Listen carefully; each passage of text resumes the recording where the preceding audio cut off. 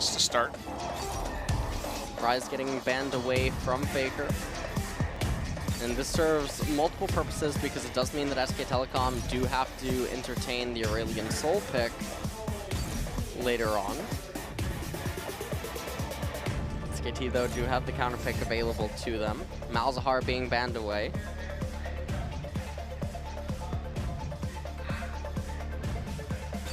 And there's Camille. So SK Telecom already off to a great start here in the ban phase.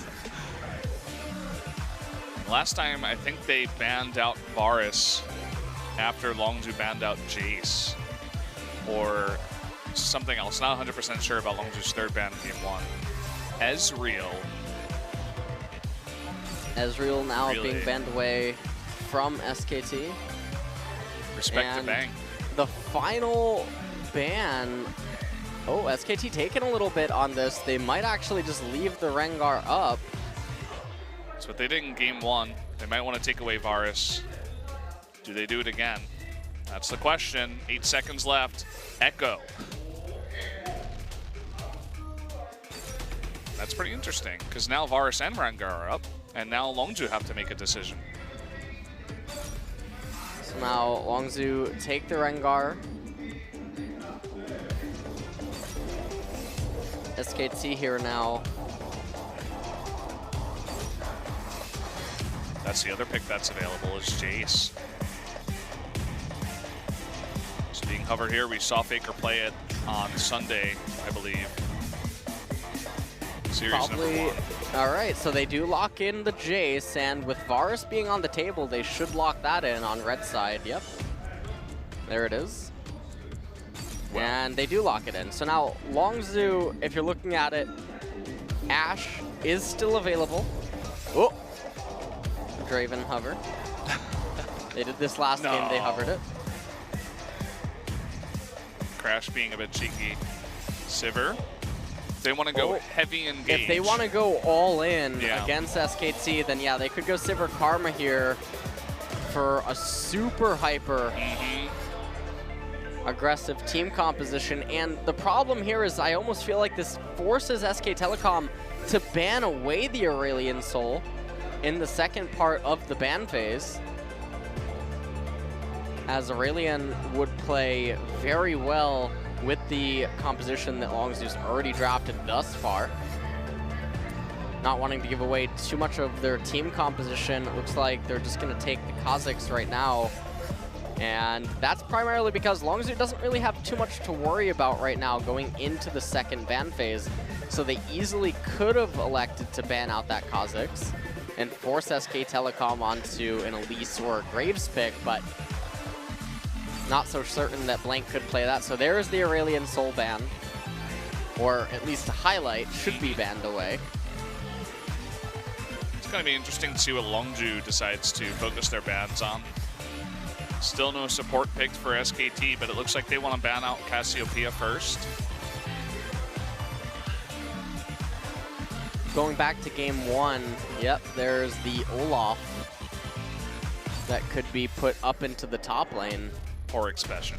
One of the problems here, though, is that SK Telecom, they might pick the Shen, but the Shen is an option for Longzhu if it's handed back over to them.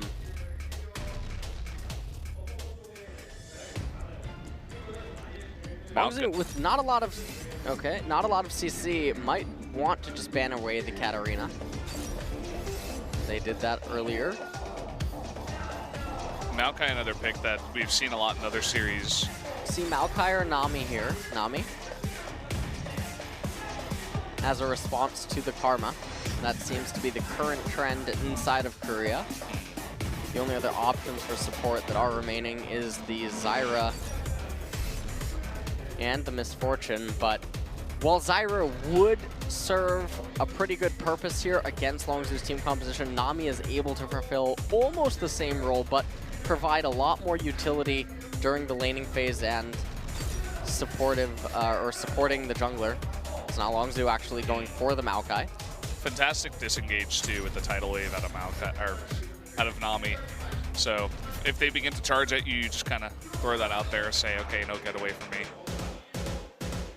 So Maokai coming in, and what will be the mid laner? might just be another Zilean pick because there's no other major mid lane champion that would synergize with raw, straight-on aggression that's remaining.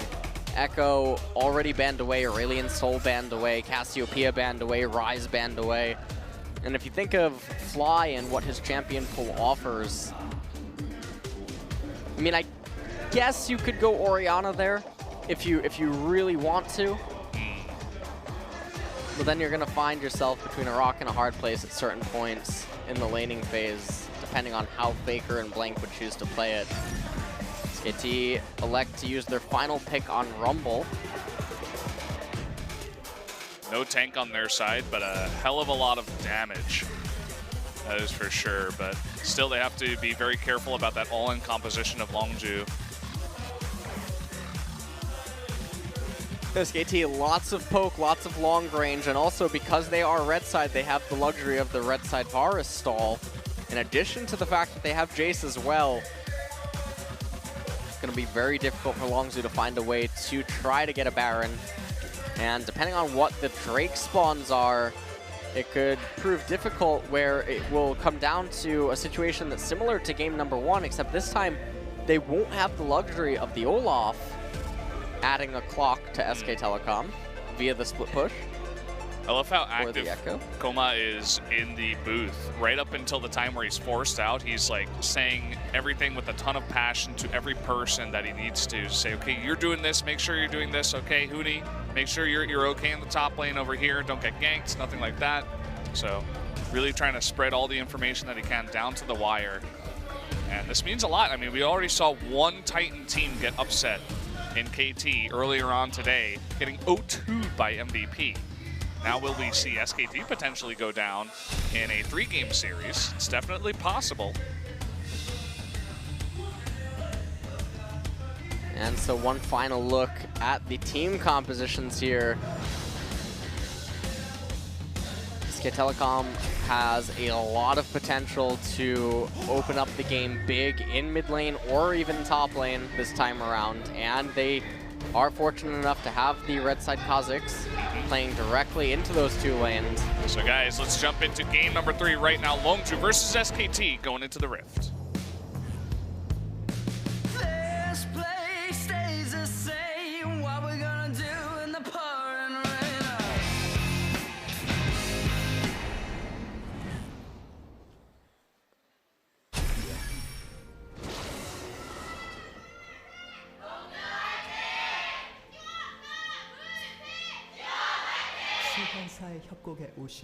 Welcome to game 3, Belzy versus SKT. Both teams just fanning out. Nothing like game number 2 happening. Support's trading a little bit of the support gold early on. We're gonna have to see if Blank actually starts on the Raptor camp. Looks like it, he's hanging around there.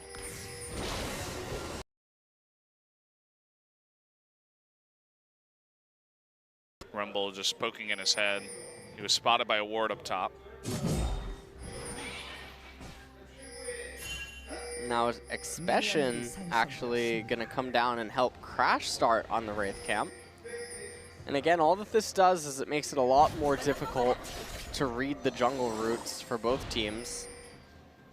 Creates a lot more, well, it's just a lot more versatile.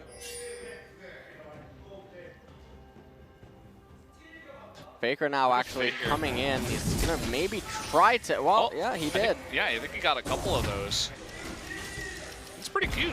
Yeah, and that means that Crash did not actually get level 2 when he should have, but now he does. Moving over to the red now. And if Wolf and Bang aren't careful and if they shove in too hard, never mind, looks like Prey actually just gonna shove the lane, so it doesn't look like there's gonna be any communication there to have Crash move down to bottom lane. We've seen that before. Got to be very careful about that. Level 2, gank.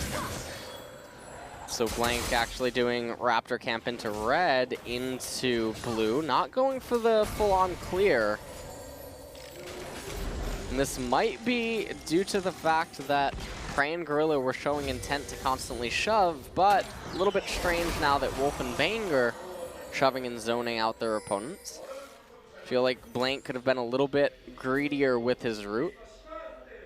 Crash moving up to top lane, gonna see the golems. Huni getting a ward on blue. He's gonna know that something's up.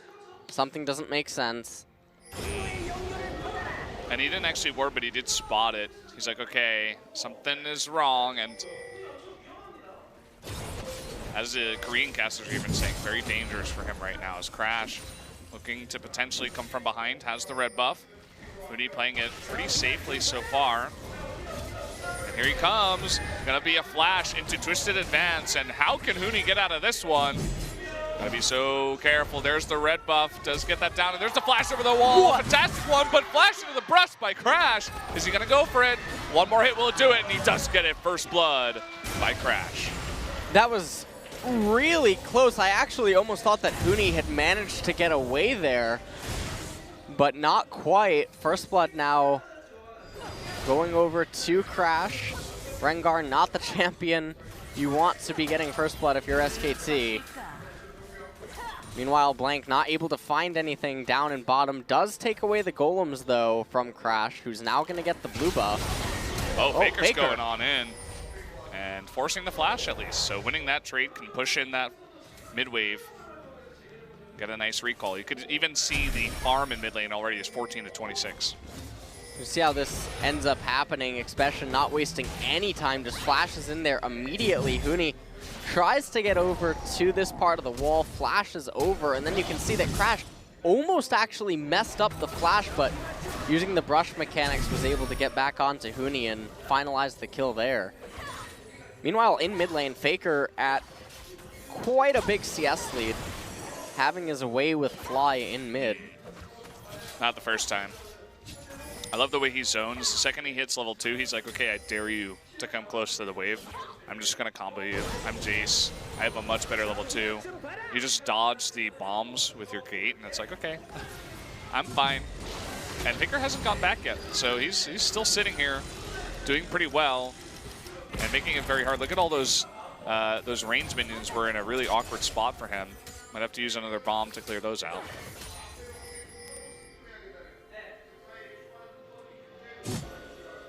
Crash now looking to make something happen. Blank just sort of keeping tabs on where Crash could be.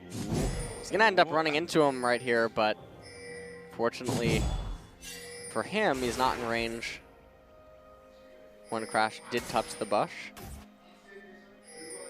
Now they know that the control ward's there.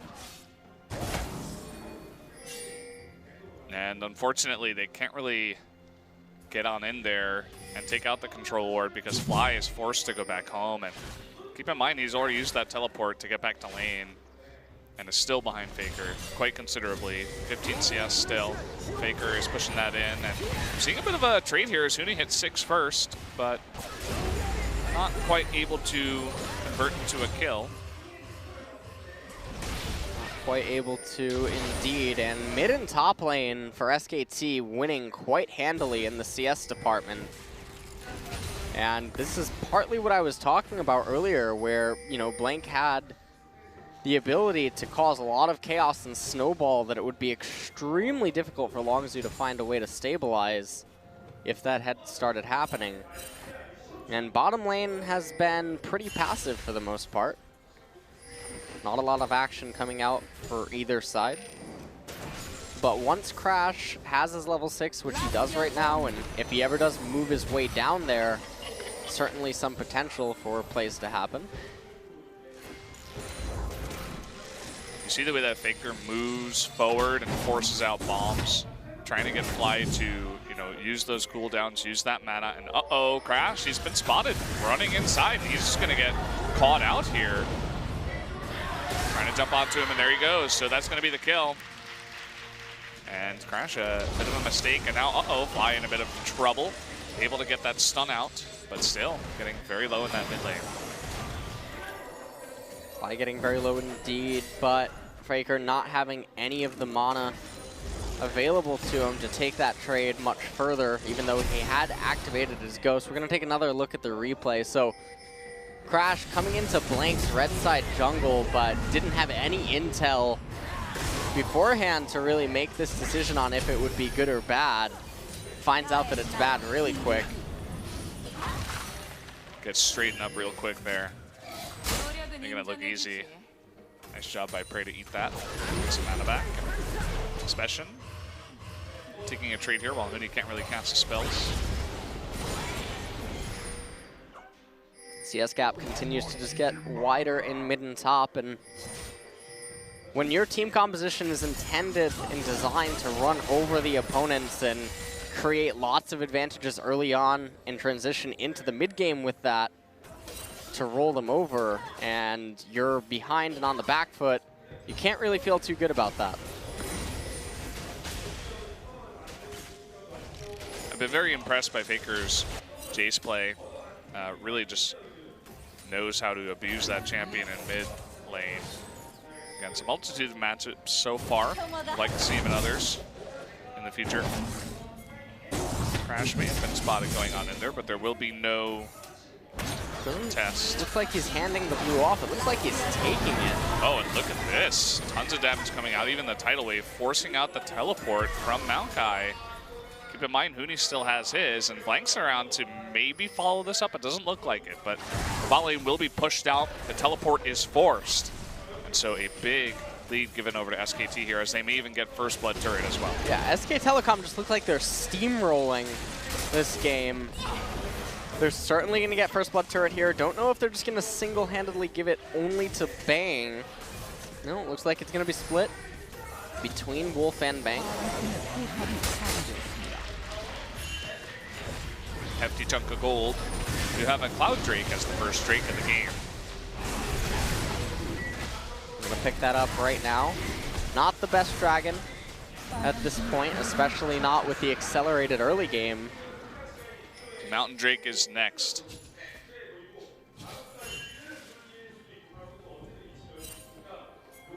So about 2,000 gold ahead is SKT. They get the first blood turret. Both mid and top are ahead. They get a Cloud Drake. If they can expand on those, they'll be moving around the map very, very fast. Mountain Drake will actually be of a lot of use to SKT. Not just to shred the Baron, but also to fight back against Fly's ability to stall out the game with his wave clear. Any little bit of extra damage that you can get onto the turrets will prove to be very useful. A little bit surprised to see that they haven't rotated Bang and Wolf into the mid lane yet, especially given the fact that Fly wasn't given a blue buff, doesn't have the ability to just endlessly sustain, and it would just open up Faker and his ability to then just move into the side lanes. But you could easily keep Faker, Wolf, and Bang in mid here. Oh, he does have the blue buff. Interesting. Maybe he was about to kill it and then said, okay, come on over. Maybe Fly was just clearing up the wave first and then went over. Blue buff did just fade, though, on him. So now his sustain is not quite going to be there. He just has the Catalyst of Aeons and Double Doron. Ooh, Fly in an awkward spot. The tidal wave coming out. Chain of Corruption, but it looks like they want to back off here as lots of members of Longzhu come on in. They do not commit to that. See the wave clear coming out from Fly. Now Prey trying to catch back up in CS. And I feel like this is the point in the game in which Bang is obviously going to go down to pick up the wave. But SK Telecom should want to stay on top of their rotations and look to suffocate their opponent. As long as Longzhu's team comp doesn't really have a very good way at keeping up in pace if SKT keeps up the tempo. You can see Blank heading up to red buff, but they also spotted Crash moving his way up into top. And, you know, he could have been available to help out with a counter gank there, maybe rotate up Faker as well after he pushes, but you do see that Crash goes back home, and Blank just gonna get that red buff.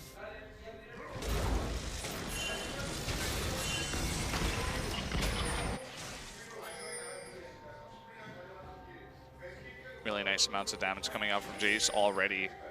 And he's not even on one completed item just yet. Let's get in there. CSK Telecom handshaking the fact that they'll just be content. Ooh, they were looking for a big stun onto Wolf. Perhaps engaging there with the Karma Sivir, but did not quite happen. Trading flash for flash. Flash for Slash, not the worst trade, especially given the fact that Fly's Summoners come up a little bit sooner than Wolf's because of those Ionian boots. And right now, SK Telecom just sort of letting the game unfold on its own, continuing to just farm every wave as they come, doing everything very standard, and Crash on this Rengar really hasn't been able to make anything happen. So now at this point in the game, when Dragon does begin to come up, it's going to be very difficult for Longzhu to establish any sort of vision control around it. Oh, gross. That's what it feels like playing against Varus Jace. Missed Chain of Corruption onto Fly. But Gorilla, almost forced to go back to Recall, is sticking around, has some regeneration that he had bought from earlier. But Huni's making his way down, and they're just putting on that pressure with the amount of poke they have. Able to rotate over here, give gold or blue over to Faker. Not sure what a gold buff would be. That would be interesting. Now they're going to go on to Rift Herald. There's a bit of vision around there. Not sure what Longzhu can do about this, though. They may want to come on in. Well, it's a pretty opportunistic Rift Herald. Even if they can't capture it, it's going to bait Longzhu into having a team fight with them. They will, and look at Fly and Gorilla. They're both extremely low, but also Blank and Wolf are, so Wolf is going to be jumped upon. They almost let him get away for free, kind of funnily there, but it does eventually get taken out by Crash. That's just going to be one kill given on over to Longzhu. Kill goes over to Longzhu in the end, and SK Telecom, I liked the call for the Herald, but then the fight didn't go their way. But they need to make something else happen, otherwise the game's just going to continue to stagnate, and there's always the chance that some sort of Rengar plays can enable Longzhu to get back into this game. And we'll take another quick look at it. So they come off the Herald. The problem is that Faker, out of mana and doesn't really have anything to do. He ended up getting trapped inside of the pit, and despite a beautiful ultimate from Huni with that equalizer, Crash still able to get the kill onto Wolf. And then SK Telecom were forced to retreat at that point. Uh-oh, we got a bit of a setup here.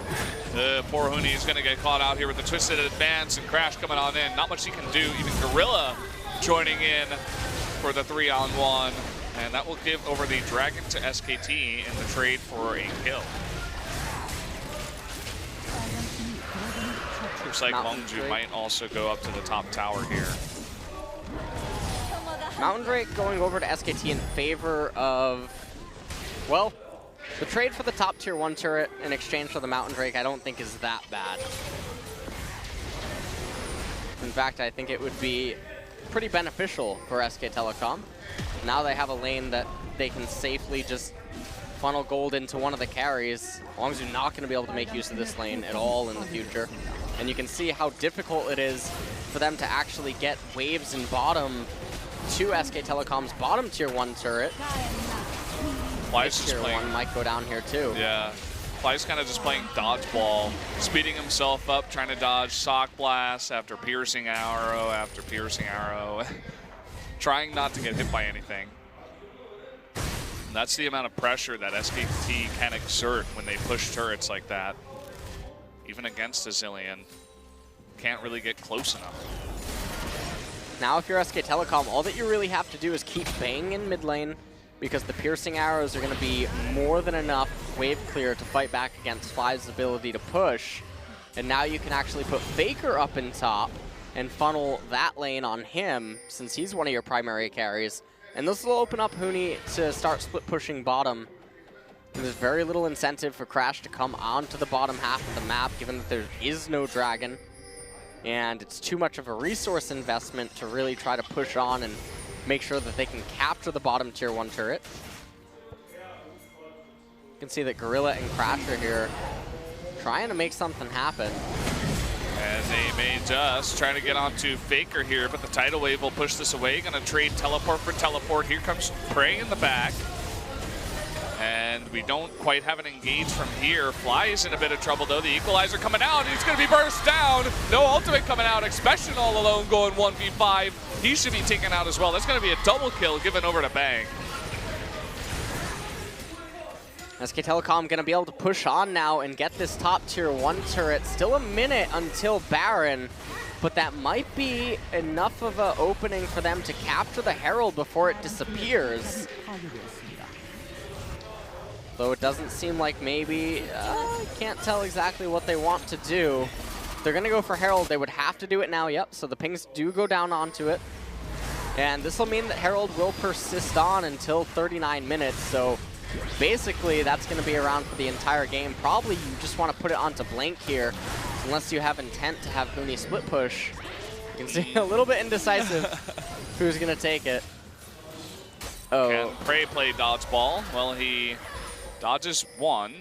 Piercing arrow does land. He's sticking around. He's got Karma nearby. They're going to have to give over blue again to Faker. You can see that this time around, Fly having to go Rod of Ages. Not able to get away with just the Morel and Omicron because of how much of a lane bully Jace was early on. Prey trying his best to just farm up as much as he can for the team fights later on. And you can see that this team fight, they call in the teleport from Expression, and SK Telecom didn't actually need to call Huni up, but once they do, Longzhu calls in Fly, and then the team fight just ends up getting turned on top of itself. The equalizer going on to Fly right there. He didn't even ult himself, and then Expression re-engages, and it was just very sloppy team fight by Longzhu and SK Telecom capitalizing on their mistakes. Cloud Drake, next dragon of the game to spawn. That would be the second one for SKT. Could certainly look into picking that up. And right now, all that they really need to do is they can actually 1-3-1 if they want to and put Faker up in top lane. Right now they have Bang there, but Huni should be going uncontested in bottom. There are a lot of pings going on to Baron here, but they're not quite going for it. It looks like they wanted to bait. Chain of Corruption does miss, but oh, the bubble as well. As Crash forced to jump away, still eating a ton of poke damage on his way out. And will they think about going for it now? We do have a lot of members all grouped up around here, and there's zero vision for Longzhu. They have no idea. They kind of, well, they have an idea that all these members are up here, but they don't know exactly when it started, so they have to slowly push on in. Now they see exactly where it's at. It's very, very low. What are they going to do here? Tidal wave coming out, and no. Actually, Baker's going to get a kill onto Gorilla as well, and uh-oh. Longzhu kind of just has to run away, although Expression is jumping in. Crash able to jump onto Bang, but Bang does survive. And now they're fighting a 4v5 still. Not a lot of mana onto Bang, but it just doesn't matter. So much damage coming out of Faker and Bang. That's going to be a bunch of kills given over. Double kill for both of them. Ends the Baron, so SKT in a fantastic spot. SK Telecom in the complete driver's seat in control of this game right now. They're going to get a few towers off this before they recall at the very least. Fly didn't even cast his ultimate last team fight. And they might actually be able to push on and get an inhibitor here. It's just Gorilla who's left to try to defend, and you can see that they're just shredding that turret so quickly. They have the Mountain Drake. Gorilla goes down, back to the zoo for him. Oh boy. And they're actually not even staying for that inhibitor. They're playing it very, very safe, very SKT. Just saying, okay, you know, we don't need it right now. We're so far ahead that if both of us died, would it be worth it? Maybe not. And so they're just gonna go for another Cloud Drake, and they're gonna be even faster. They deny another Cloud Drake away from this very engaged, heavy composition of Longzhu. And I mean, as you said, they're just totally in the driver's seat. 10,000 gold ahead. They're gonna get the third dragon of the game, and we're gonna have to see the miracle comeback from Longzhu at this point.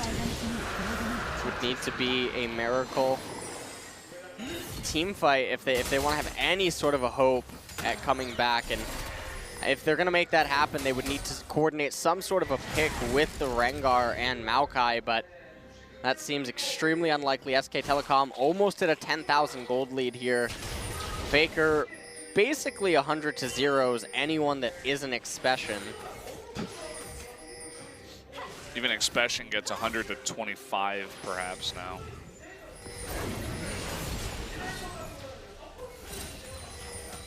Rotating down to bottom. They're going to easily just shred this bottom tier 2 turret. Oh boy. Prey actually got caught. Yeah, he got caught by that. Well, that's going to be the end for him. Tidal Wave just to help clean up.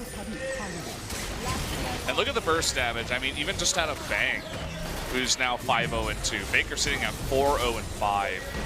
And we haven't even factored in Huni, who's split pushing on the other side of the map, who can easily lay down an equalizer, flash in, you know, do an incredible amount of magic damage to add to all the physical. And I think SKT is looking to end this game ASAP. They have the Baron as well. 45 seconds still left. They're pushing top, they're pushing bot. There's just no real defense here for Longzhu. SKT is certainly looking to try to end this game as quick as possible. The Baron buff still alive for a little bit longer. It looked like Wolf is maybe tapping and escorting the wave. Crash had to go up to top lane to try to deal with the Rumble. They're going to try to make the most of this Baron that they can. They at least open up the base, even if they don't get any inhibitors, although they're bringing down Huni. They might be looking for a team fight. One more push, perhaps. Got about 10 seconds on the Baron. And looks like only Blank is left, is left alone. Huni just going to escort in this mid wave and actually is going to be engaged upon here. He's kind of all alone. Will flash away.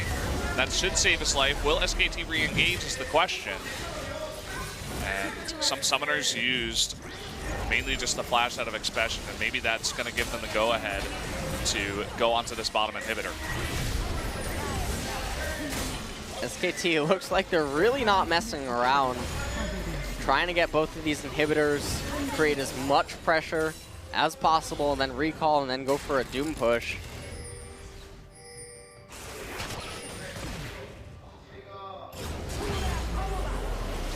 So just gonna get that bottom inhibitor and back off from here. Actually, Crash is able to get the blue, funnily enough, amongst 3 SKT very strong members. And it's kind of interesting to see SKT in the entirety of this series because Game 1 was so passive, and it really came down to the Jhin for Prey, but also the engage of Rengar Echo, that combo that they had, that it seemed like SKT really could not deal with their composition, but they showed like a small amount of weakness. You know, they showed that they're not invincible. Of course, losing to Afrika also helped out with that. Listen, what it really came down to, Brendan, was someone told them that they couldn't stream if they lost Game 3.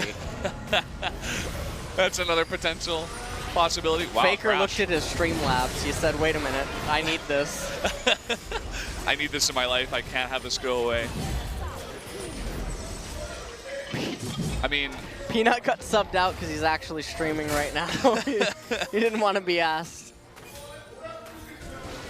But they're just posturing for a little bit. There's one inhibitor turret remaining and the exposed inhibitor in mid lane. Longzhu has to be extremely careful. They can't eat any poke. Fly just gave away that Faker's on top of a ward. Tried to throw 2 balls at Faker. Faker wasn't having any of it. Yeah, not like any of that. Here we go.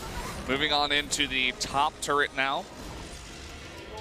I mean, Longzhu still has decent wave clear, but, well, actually fantastic wave clear, but it's still, you know, when you're going up against that poke, when you see that kind of poke coming out of Jace at this point, what are you going to do? 27 minutes into the game, your support doesn't exist after 1 shock blast.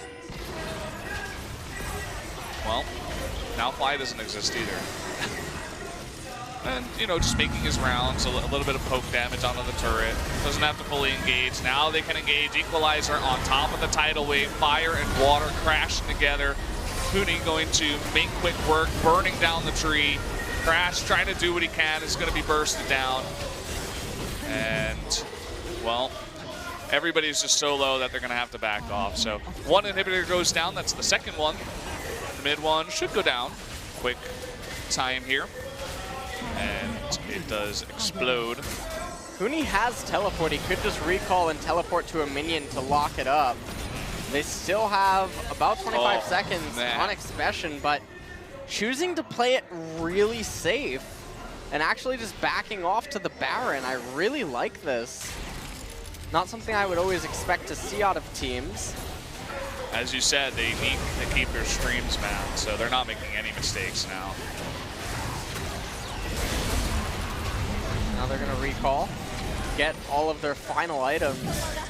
Dragon coming up as well, and if they want to play it really safe, they'd probably just pick that one up as well. It is another Mountain Drake, so it will help with killing the Nexus turrets.